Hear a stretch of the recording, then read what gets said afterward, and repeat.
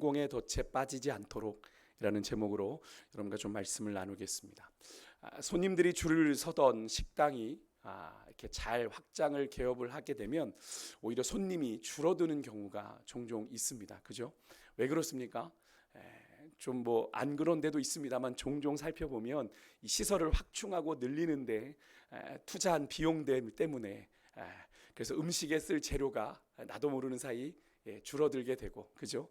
한꺼번에 더 많은 음식들을 또 많은 손님들을 받으려다 보니 만들게 되고, 그러다 보니 뭐가 떨어집니까? 정말 식당에서 중요한 음식의 질이, 음식의 맛이 떨어져 버려서 결국 식당은 아주 으리으리하게 늘려놨는데 음식 맛이 이전만 못하다 라는 그런 소리가 나오면서 손님들의 발걸음이 뜸해지는 것을 종종 봅니다. 전주에 제가 있었잖아요.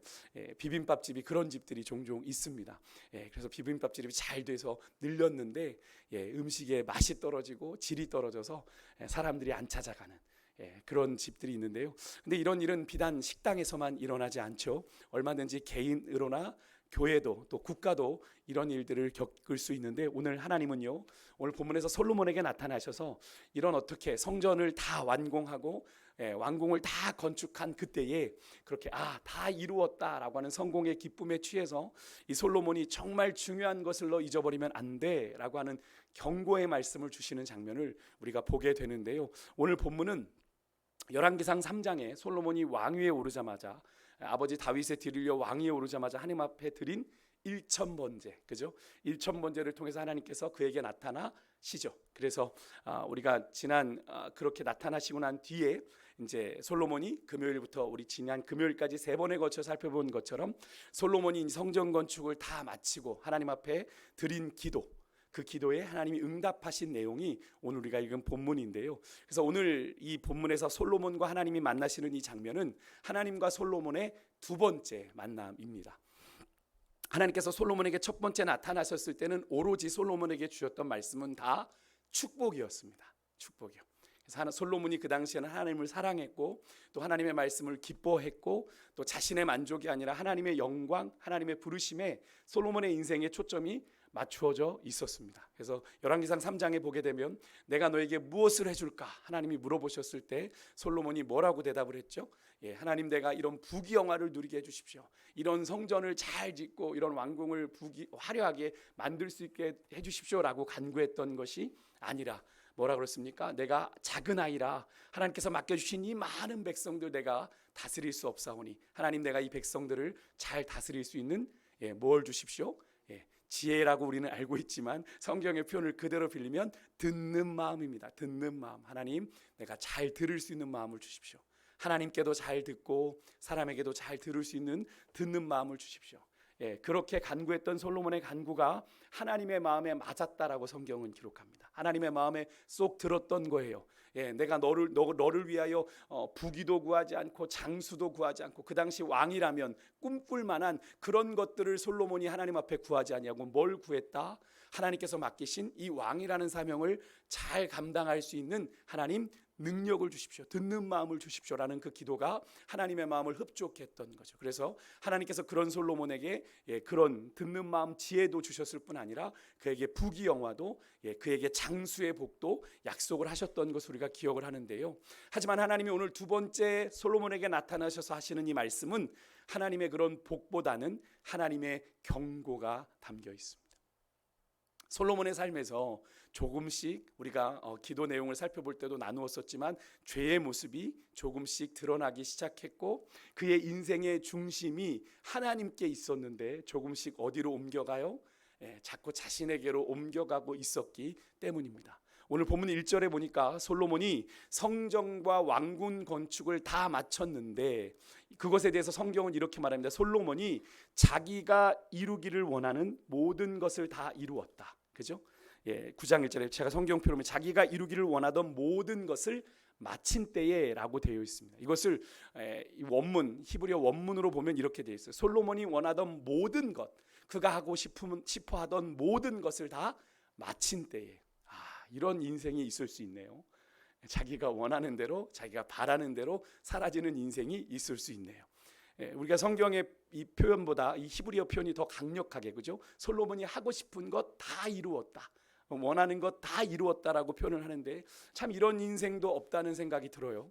우리가 아무리 간절히 원해도 이루어지지 못하는 것이 인생의 태반인데, 그죠? 그런데 솔로몬은 하나님의 은혜로 자신이 원하는 모든 것, 자신이 하고 싶어하는 모든 것 다 이루는 복 있는 인생이 되었다라는 것을 성경은 이야기해주고 있습니다. 무엇보다도 아버지 다윗이 그토록 소망했고 모세 때부터 약속된 하나님의 이름을 두실 성전이 거의 약 500년 만에 이제 500년 만에 건축되는 그런 놀라운 역사를 이 솔로몬은 마주하고 있는 건데요. 그 일에 누가 오롯이 쓰임 받았습니까? 솔로몬이에요.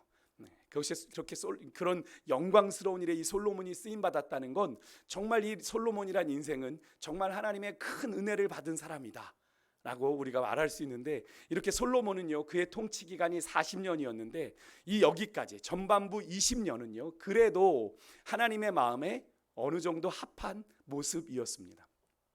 그런 솔로몬에게 이제 하나님이 딱 이제 중간 터닝 포인트가 되는 반환점에 이른 그 시점에 하나님이 다시 그에게 나타나 말씀을 하시는 거예요. 3절에 보니까 솔로몬이 우리가 지난 3주간 살펴봤던 그 기도와 간구들을 하나님이 다 들었다 라고 말씀하시면서 그가 힘을 다해 지은 성전을 내가 거룩하게 구별하고 그곳에 하나님의 이름을 영원히 두고 내 눈길과 내 마음을 거기에 주시겠다라는 말씀을 하세요. 약속을 하시는 거예요. 한마디로 하나님이 당신의 이름을 두시려고 이 택하신 성전을 내가 기쁘게 받았고 이 성전에서 드리는 모든 기도에 내가 반드시 응답하겠다라는 것을 약속하시는 거예요. 이렇게만 놓고 본다면 솔로몬의 성전 건축은 분명 성공이라고 할 딱지를 붙일 만큼 잘한 일입니다. 성공한 일이에요. 그런데 하나님은 그런 그토록 열망하던 성전 건축의 성공에 기뻐하고 있는 이 솔로몬에게 조금은 좀 냉정하지만 아주 본질적인 이야기를 하시게 됩니다. 앞에서도 말씀드렸지만 여러분, 음식점이 확장 개업을 하면 지금까지 해왔던 것처럼 손님들에게 최선을 다하고 음식 맛도 동일하게 하기 위해서는 어떻게 해야 됩니까? 더 신경을 써야 되죠. 그죠? 더 신경을 쓰고 주의를 해야 되는 것처럼 마찬가지로 솔로몬도요 성전 건축의 이 성공의 기쁨에 취해 있을 게 아니라 과거 왕위에 오르자마자 그가 기브온에서 하나님 앞에 일천번제를 드리며 하나님이 맡기신 사명 내가 잘 감당하기 위해서 겸손하게 하나님 내게 듣는 마음 지혜를 구했던 그 초심을 가지고 아버지 다윗처럼 바른 마음으로 순종하여 하나님의 법도를 지켜야 했기 때문에 하나님이 다시 한번 이 솔로몬에게 과거 기브온에서 솔로몬에게 하셨던 말씀을 그에게 다시 한번 상기시켜 주십니다. 우리 4절과 5절 말씀 한번 같이 한번 읽을게요. 다시 읽습니다. 시작. 내가 만일 내 아버지 다윗의 행함같이 내 앞에서 행하며 내가 내게 명령한 대로 온갖 일에 순종하여 내 법도와 율례를 지키면 내가 내 아버지 다윗에게 말하기를 이스라엘의 왕위에 오를 사람이 내게서 끊어지지 아니하리라 한 대로 이스라엘의 왕위를 영원히 견고하게 하려니와. 아멘. 이 말씀은 이미 열왕기상 3장에서 솔로몬에게 하나님이 첫 번째 나타나셨을 때 주셨던 약속입니다. 그러니까 네가 내 말에 끝까지 순종하면 내 날이 장구하리라 이렇게 말씀해 주셨어요. 하나님께서 과거 기브온에서 솔로몬에게 주셨던 말씀을 솔로몬에게 다시 리마인드 상기시켜 주신다는 건 어떤 마음이겠어요? 솔로몬이 지금 이제 그의 통치 기간의 절반을 돌고 있는데 이제 마지막 전반부가 지나가고 후반기를 시작하는 솔로몬, 네가 끝까지 이 마음을 잃어버리지 말고 끝까지 그 길을 완주해 가기를 바란다 하는 그런 하나님의 마음이 이 당부에 담겨 있는 거죠.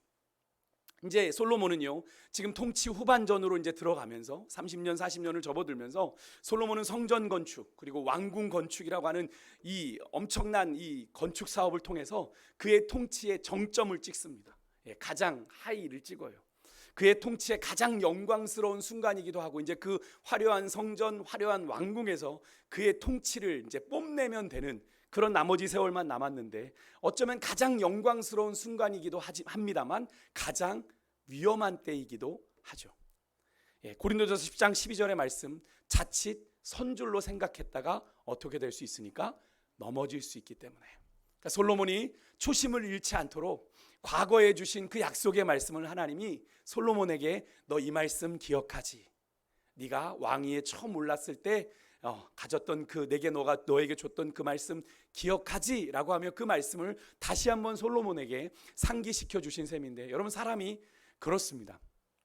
좀 잘 되고 좀 잘 나가면 그게 내 힘으로 된 것인 양 생각을 해요. 내 능력인 양 착각을 하고 입으로는 하나님의 은혜입니다 이렇게 얘기해요.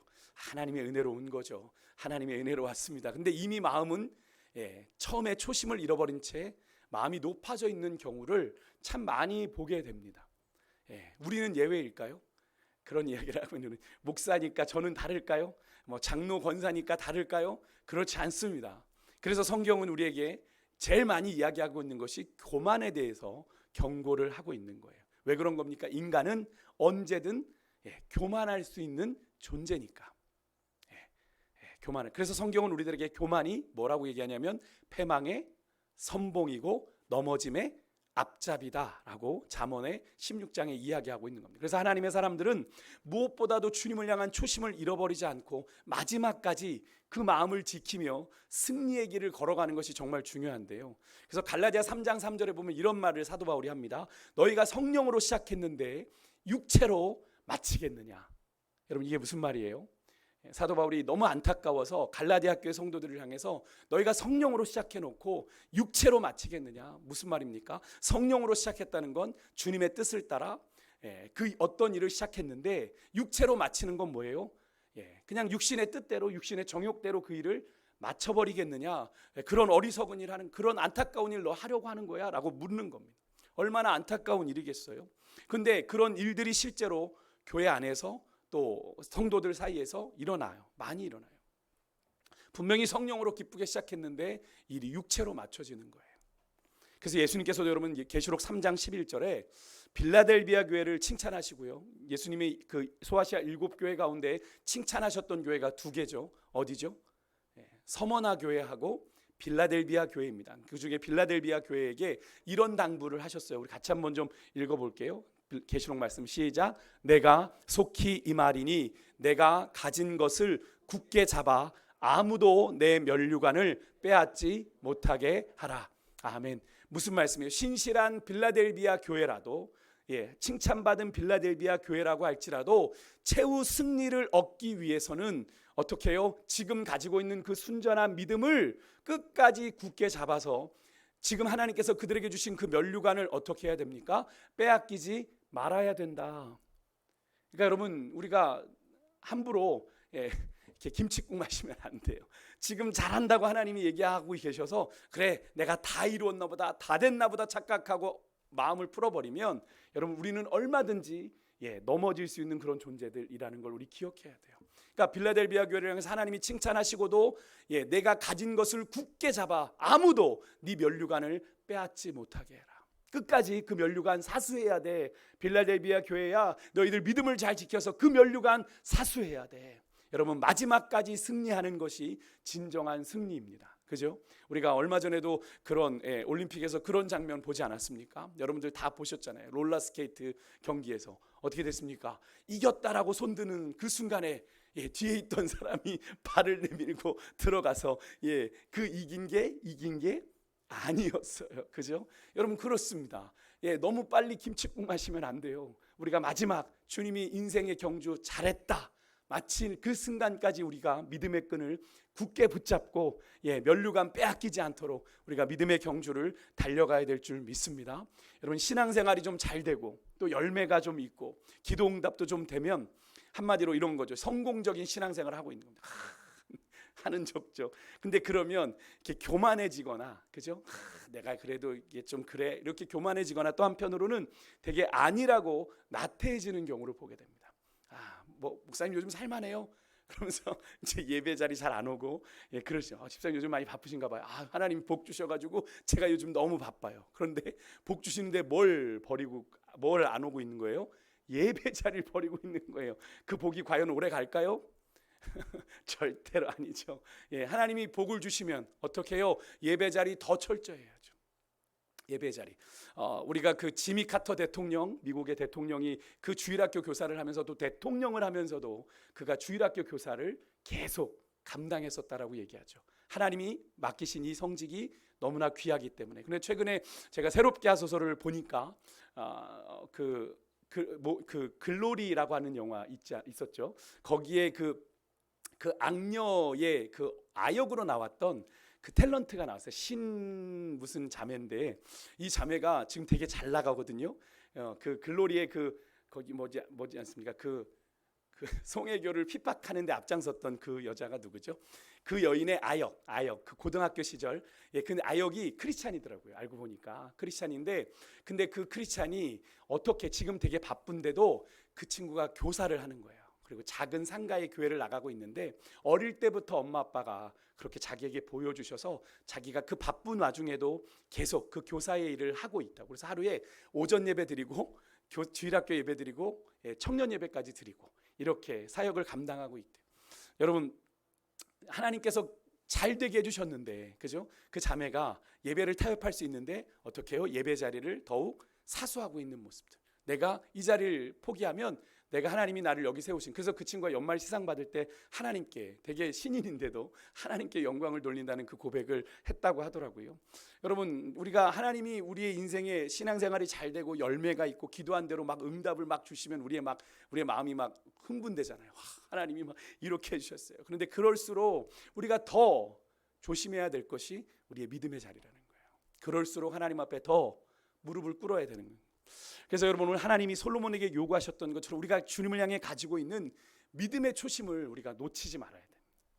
끝까지 주님의 음성에 민감하게 귀를 기울이고 우리 앞에 당한 믿음의 경주를 최선을 다해 달려가야 되는데요. 저는 오늘 하나님께서 솔로몬에게 당부하셨던 말씀 중에 4절의 말씀을 좀 제가 집중해 봤어요. 4절에 보면 하나님께서 이렇게 말씀하세요. 내가 만일 내 아버지 다윗의 행함같이 이렇게 해놓고 뭐라고 얘기하셨냐면 행위를 말씀하시지 않고 그 다음에 이어지는 구절이 뭐예요? 마음을 온전히 하고 바르게 하여. 하나님께서는 온전한 마음이 먼저다라는 걸 우리에게 이야기하고 계세요.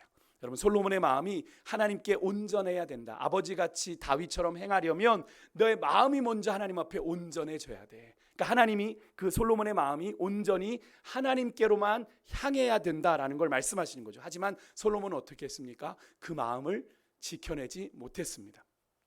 그래서 성경은 우리에게 이렇게 당부하는 거예요. 잠언 4장 23절 제가 자주 읽지만 함께 같이 읽습니다. 시작. 무릇 지킬 만한 것보다 더욱 내 마음을 지키라. 생명의 근원이 이에서 남이니라. 아멘. 여러분 그래요. 우리의 마음을 지키는 게 제일 중요합니다. 마음을 지키기 못하기 때문에 우리가 무너지는 거거든요. 우리의 삶, 우리의 행동이 무너지는 데는 마음에서 시작되는 겁니다. 우리가 마음 안에서 하나님을 우리가 온전히 붙잡지 못하기 때문에 우리의 삶이 그렇게 가고 있는 거거든요. 여러분 우리가 마음을 하나님 앞으로 잘 지켜서 하나님만을 사랑하고 하나님만을 기뻐하고 하나님만을 섬기는 그런 복 있는 인생들 되시기를 주의 이름으로 축복합니다. 그래야 하나님이 약속하신 복을 받을 수 있는 거예요. 하나님이 복을 주셔도 이 사람이 흔들리지 않아야 그 복을 맡기지 않으시겠어요? 내가 이 복을 맡겼을 때 이 복이 이 사람에게 유익이 돼야 복을 주실 거 아니에요. 근데 복을 줬더니 그게 이 사람에게 유익이 아니라 화가 되면 그 복을 주실 수 없는 거잖아요. 제가 늘 말씀드리지 않습니까? 내가 아이를 너무 사랑해도 그렇다고 내 아이를 지키고 싶어서 이 아이에게 총을 줄 수는 없는 거잖아요. 초등학교 아이한테 너를 꼭 지키기 위해서 총을 들고 다니며 이 총을 가지고 방아쇠를 당겨라고 얘기하는 부모는 없습니다. 그죠? 그 필요한 만큼만 주는 거예요. 여러분 하나님이 우리에게 어떤 복을 맡기셔도 어떤 사명을 맡기셔도 든든한 그런 하나님의 사람들, 그런 사람은 어떤 사람이에요? 하나님을 향해 마음을 온전히 한 사람, 온전한 마음을 가진 사람. 여러분과 제가 그런 사람들 되시기를 주의 이름으로 축복합니다. 근데 이어지는 구절에 보면 하나님이 솔로몬에게 이런 경고의 말씀을 주십니다. 그런 처음에 주셨던 말씀을 상기시켜 주신 다음에 6절 이하에 보니까요. 솔로몬이 그의 자손들이 하나님의 법도에서 떠나거나 다른 신들을 섬기면 이스라엘은 그들에게 주신 약속의 땅에서 쫓겨나게 될 거다. 그리고 가나안 땅 정복의 완성을 의미하는 이 아름답고 화려하게 지어진 성전도 그것이 거룩하고 구별되었다고 하더라도 결국엔 어떻게 돼요? 파괴되고 조롱거리가 될 거다라고 하나님 말씀하세요. 이 사실이 무엇을 말씀하시는 겁니까?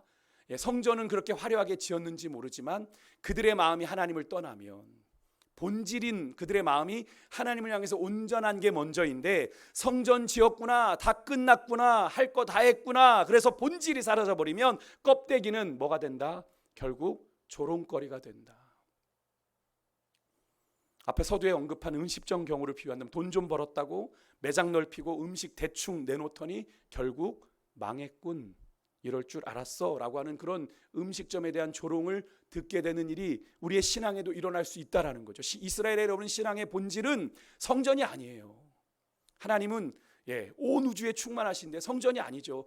하나님이 이스라엘을 위해서 성전을 짓게 하신 겁니다. 하나님의 임재가 보여지도록 성전을 짓게 하신 거예요. 그런데 성전도 중요하지만 더 중요한 건 뭐냐면 하나님을 잘 섬기고 그분의 말씀을 잘 따르고 순종하는 데 있어요. 그게 본질이에요. 그게 있어야 성전도 의미가 있는 건데, 이스라엘이 하나님의 법도를 떠나면 하나님께서는 그런 은혜가 아니라 어떤 조롱을 당할 것인가를 말씀해 주고 계세요. 8절에 보니까 지나가는 모든 자들이 성전을 보고 비웃으며 하나님이 왜 성전을 이렇게 하셨느냐라고 조롱을 하게 된대요. 그렇게 되면 성전은 가나안 정복의 성공과 승리의 상징이 아니라 결국엔 뭐가 돼요? 이스라엘 패망의 상징이 되어버리고 마는 거죠. 근데 여러분, 사실 이게 나중에 제가 종종 말씀드렸지만 이게 이스라엘의 예언 같은 사건이 되고 말죠. 하나님께서 이렇게 말씀하셨는데 이스라엘 백성들이 나중에 로마 티투스 장군에게 멸망을 당하면서 나중에 AD 70년에 그 성전 안에 있던 막 금촛대가 이렇게 들려 나가는 장면이 어떤 그 탑에 이렇게 조각처럼 되어 있어서 많은 이들이 그것을 봅니다. 그러면서 뭐라고 생각하겠어요? 성전이 그렇게 저렇게 비참하게 짓밟혔구나. 조롱거리가 되는 거죠. 하나님께서 말씀하신 대로 결국엔 되어버립니다.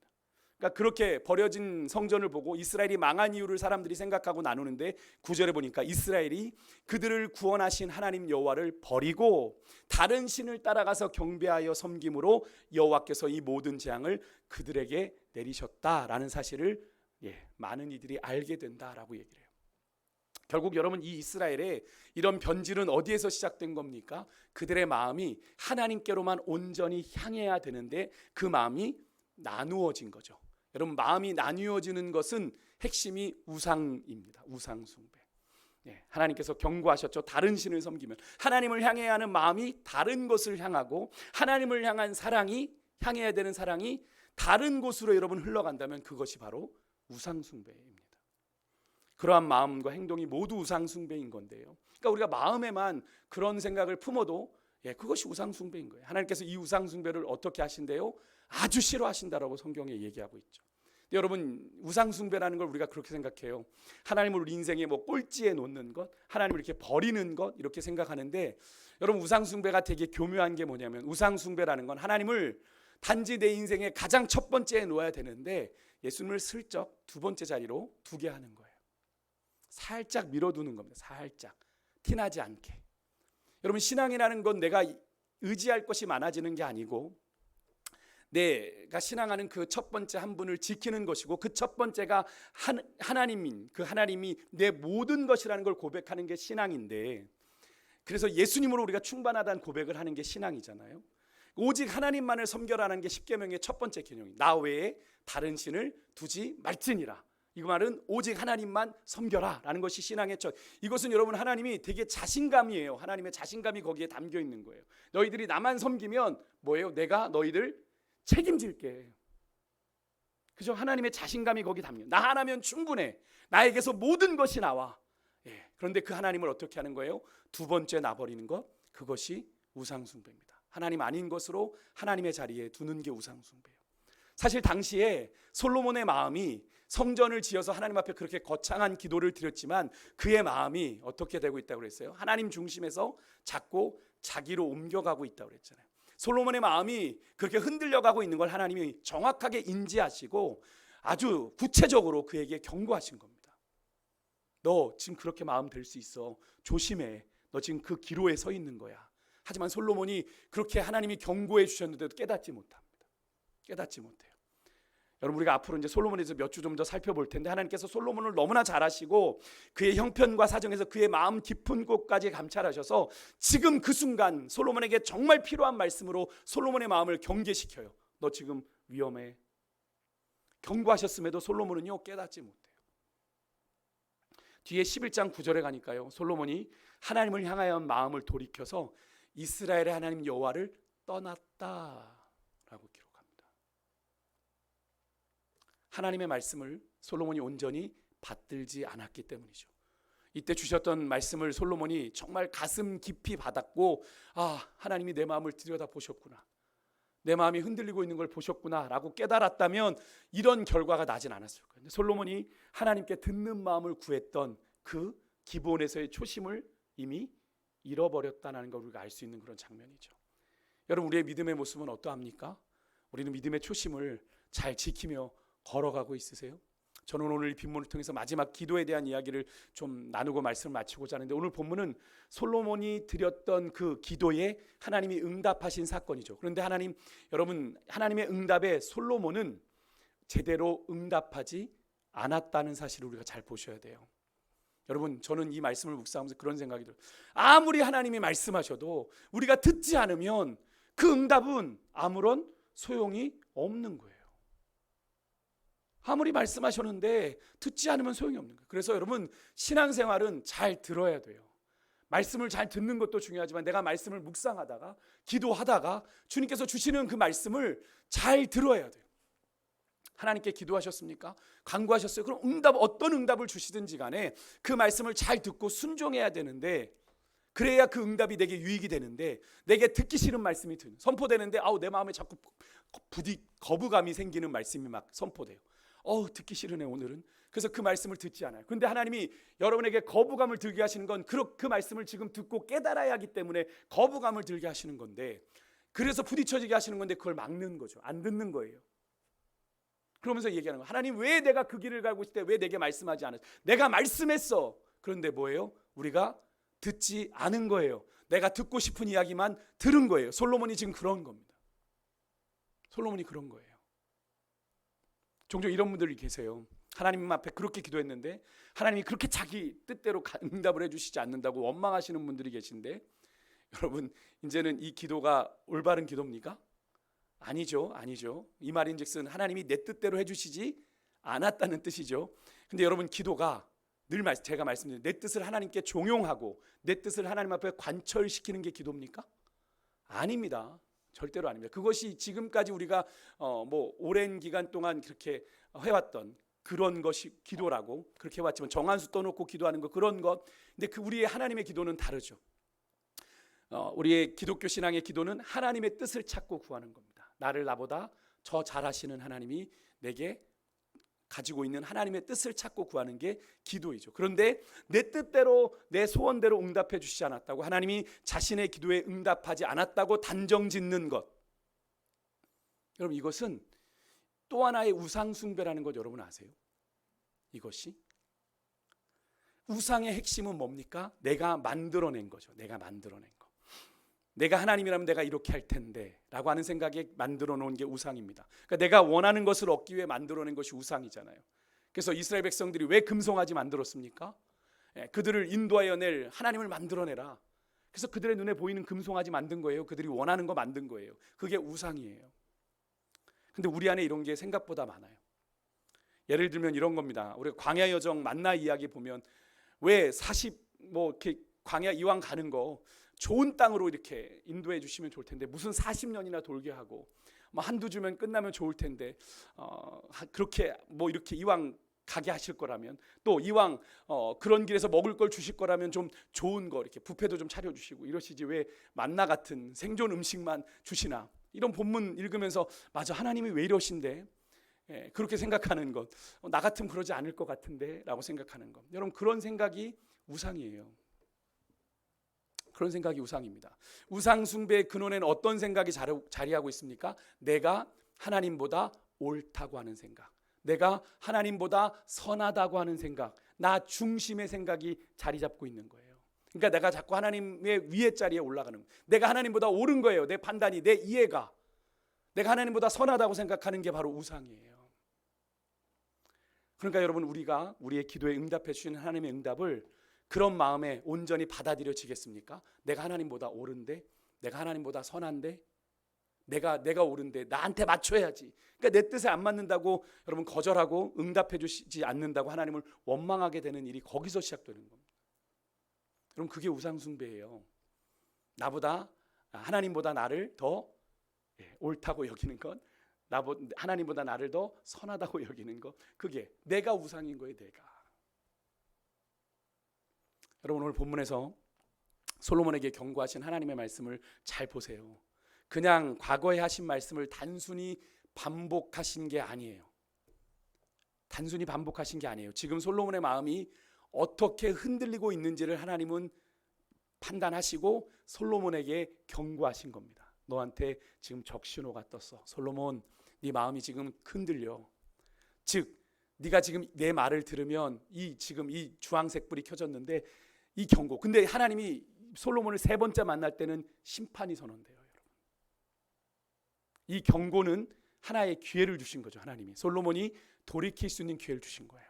그런데 들으면 사는 거고 네가 버리면, 우상을 섬기면 벌을 받을 거야. 근데 이스라엘은 잘못된 결정을 내리고 솔로몬 역시 그의 마음이 나뉘어져서 우상을 섬기다 하나님을 떠나고 말죠. 이후 이스라엘의 역사는 그렇게 나뉘어진 솔로몬의 마음처럼 두 나라로 분열되어져 버리고, 안타까운 것이 그런데 그 시점이 이스라엘이 가장 피크를 찍었을 때, 다윗보다도 더 화려한 왕국을 솔로몬이 이루었을 때 그들이 무너지기 시작했다라고 하는 걸 우리가 잘 봐야 돼요. 그래서 여러분 하나님의 사람들은 늘 자신이 걷는 길을 돌아보고 점검해야 됩니다. 내가 하나님 뜻대로 잘 가고 있는가.